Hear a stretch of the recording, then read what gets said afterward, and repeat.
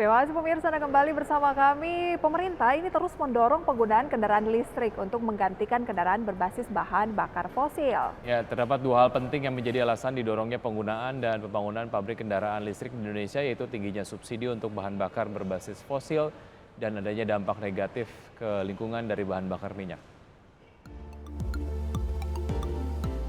Terdapat dua hal penting yang menjadi alasan didorongnya penggunaan dan pembangunan pabrik kendaraan listrik di Indonesia, yaitu tingginya subsidi untuk bahan bakar berbasis fosil dan adanya dampak negatif ke lingkungan dari bahan bakar minyak.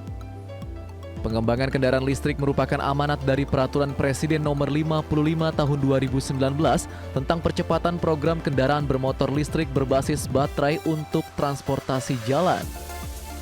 Dengan program ini, kendaraan listrik diharapkan bisa menjawab isu ekonomi karena tingginya subsidi untuk bahan bakar minyak dan juga dampak negatif ke lingkungan. Concern pemerintah yaitu bagaimana agar dikembangkan transportasi yang berkelanjutan.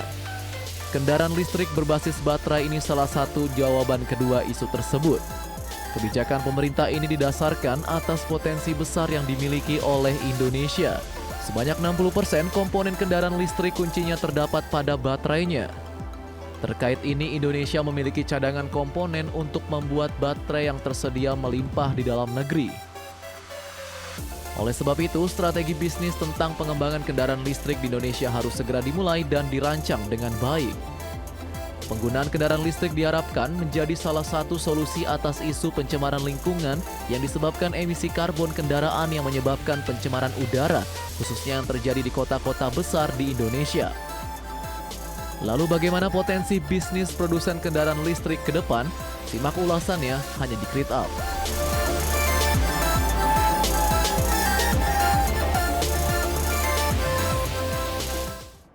Ya, ini menarik karena bicara mengenai minat dari masyarakat sendiri sudah mulai tumbuh terkait dengan kendaraan listrik, apakah itu mobil ataupun motor begitu ya. Dan untuk berbincang di Grid Up kali ini mengenai hijaukan dunia ala startup produsen motor listrik, sudah tersambung melalui aplikasi Zoom ada Bapak Stefanus Widi, beliau adalah Chief Commercial Officer dari Charge Indonesia. Selamat pagi Pak Stefanus. Selamat pagi, salam sehat semuanya. Salam Selamat pagi, terima kasih sehat. Bagi Kak Bisa. Oke, terima kasih sudah join bersama kita. Jadi Charge Indonesia ini bisa dibilang adalah startup yang memproduksi motor listrik, begitu? Betul, kami Baik. ini adalah manufacturing untuk kendaraan motor listrik roda 2 ya tentunya ya. Kemudian tapi kami juga sekaligus adalah direct to user distributor. Jadi kami memegang lini supply chain dari hulu sampai dengan hilir, sampai dengan pengguna. Begitu Mbak. Oke, sejauh ini sudah mulai diproduksi dan sudah mulai ada motor listrik yang sudah dijual kepada masyarakat, Pak Stefanus? Kami saat ini sudah berproduksi. Jadi kami mempunyai facility yang ada di area Jabodetabek ya, ada 16.000 square meter yang memang kami siapkan untuk tempat kami berproduksi, R&D, kemudian juga tim support yang ada di sana. Kami persiapkan, tapi memang saat ini kami belum rilis kepada market, karena memang kami siapkan ini sebagai satu layanan terintegrasi. Jadi kami tidak mau hanya merilis yang sifatnya produk saja, tanpa ada solusi dukungan dan juga kenyamanan buat para pengguna ya. Jadi itu yang paling penting buat kami. Nanti para Kenyamanan user dari itu pengguna. merasa nyaman dan aman, produk kami reliable, jadi mereka itu tidak perlu khawatir ya kalau yang tadinya menggunakan motor bensin, harus isi bensin, bengkelnya di mana-mana. Kalau motor listrik ini katanya kan baru, belum ada bengkel. Nah, kami mempersiapkan layanan yang benar-benar terintegrasi Oke. dan benar-benar total solution untuk mereka yang menggunakan motor listrik dan berharga. Kapan rencana rilisnya? Oh, kuartal 4, Mbak. Oh, kuartal tahun 4 ini berarti ya? Tahun ini. Wah, sebentar lagi dong. Betul, dalam segera ya, iya. Bisa jadi hadiah Udah Natal beli nih, kemenangan, Wiki. kira-kira udah datang gitu kurang lebih ya. Oke, Siap. berarti kalau bicara mengenai sebuah layanan yang memang komprehensif dari hulu ke hilir, seperti kemudian charging station ataupun mungkin semacam sistem pengisian daya ataupun baterainya juga ini sudah sangat siap didistribusikan nanti di kuartal 4 tahun ini ya, Pak Stefanus?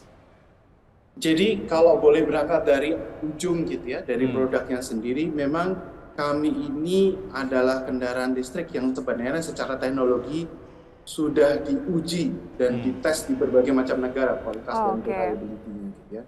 Dan kemudian secara kendaraannya sendiri, kami ini juga mempunyai satu sistem IoT di dalamnya, built-in IoT yang terhubung dengan sistem fleet management yang memungkinkan sebenarnya bukan hanya pengguna personal gitu ya, tetapi pengguna company terutama.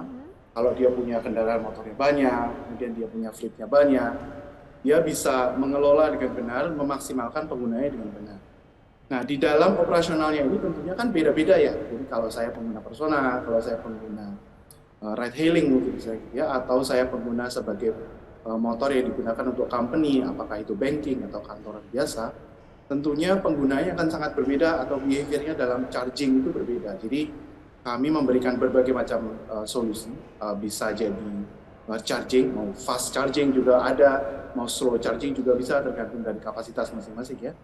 Kemudian kalau dia memang punya mobilitas tinggi, kami siapkan jaringan kita yang memang ada di terutama Jabodetabek ya fokusnya, tetapi dalam lingkup nasional kita juga sudah siap saat ini, yang memungkinkan orang untuk tanpa worry kalau nanti kehabisan baterai tinggal berhenti, melipir saja ke tempat kita dan tukar baterai. Begitu Mas. Oke, menukar baterai yang sudah kosong dengan baterai yang full begitu ya? Betul, betul. Oke, Oke. ini menarik Jadi, sih, praktis sekali. memang yang cukup menarik adalah begini, perubahan yang sama-sama harus kita pahami sebenarnya, perubahan dari kendaraan berbasis bahan bakar fosil menuju berbasis bahan bakar atau berbasis baterai ini kan buat kita para commoners gitu ya atau pengguna biasa ini kan satu perubahan yang drastis gitu. Apalagi ini adalah teknologi baru, orang tidak tahu seperti apa, banyak worries yang terjadi atau kekhawatiran dari sana sini, nilai jualnya bagaimana, after sales-nya seperti apa, kemudian nanti support baterainya kalau jebol seperti apa, karena kan baterai handphone aja jebol gitu ya. Yeah. Apalagi baterai motor listrik yang harganya 40% dari kendaraan listriknya. Nah, buat Charge Indonesia, kami memberikan solusi yang memang benar-benar full gitu. Jadi dengan model berlangganan, di awal ini model bisnis yang kita deliver adalah model berlangganan yang memberikan customer itu atau user itu tidak perlu khawatir ya, tidak perlu mikir gitu. Pokoknya pakai saja, improve your productivity, silakan bekerja semaksimal mungkin, kami handle transportasinya melalui Charge Indonesia. Kami siapkan jaringannya, kami siapkan tim era 24 jam untuk support, dan customer tinggal istilahnya tancap gas saja ya dan menghasilkan uang gitu, kurang lebih begitu ya. Oke. Berarti memang sudah banyak yang tahu bahwa sebagian besar dari harga sebuah kendaraan listrik itu adalah baterainya. Harganya berapa Pak Stefanus? Kira-kira range-nya? Harganya kalau nilai mungkin nanti saya buat deg-degan dulu ya, kita belum rilis sampai sekarang. Tetapi yang saya pastikan adalah kalau dibandingkan dengan para pengguna berbasis bahan bakar fosil, motor listrik udah pasti jelas itu harganya jauh di bawah. Karena secara perbandingan saja harga listrik dan harga BBM dengan jarak tempuh kalau 1 liter BBM itu bisa 25-30 km ya. Sedangkan dalam motor dia jarak tempuhnya dengan biaya yang sama bisa 2 kali lipat atau 3 kali lipat. Jadi sebenarnya secara harga sangat affordable. Bisa di bawah 20 juta? Kenapa Mbak? Bisa di bawah 20 juta atau di atas itu? Nah, ini untuk Charge Indonesia memang kembali lagi skema bisnis yang kami tawarkan adalah skema bisnis berlangganan. Oke. Ya, jadi customer atau pengguna itu tidak perlu khawatir sebenarnya tentang berapa sih sebenarnya harga belinya gitu ya. Bagaimana saya bisa dapat uangnya sebanyak ini, kalau bagaimana nih DP-nya berapa, finansialnya seperti apa. Karena sebenarnya customer tinggal atau pengguna tinggal datang kepada kami gitu ya, dan dia hanya perlu memikirkan langganan hariannya berapa gitu ya, kira-kira hanya semurah 50.000 per hari. Which is menurut saya sangat affordable dalam bertransportasi. Dengan harga segitu bisa mencapai sekali cas bisa ya 100-200 km lah Mbak dalam sekali satu isi. Dalam satu kendaraan. Jadi sangat affordable.